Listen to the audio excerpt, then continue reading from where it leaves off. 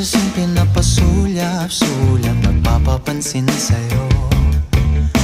Umabot sa palitan ng mga mensahe, kilig na kilig ako.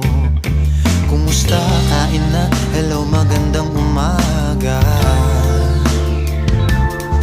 Ingat ka, pahinga, huwag kang masyadong magpupuyat pa.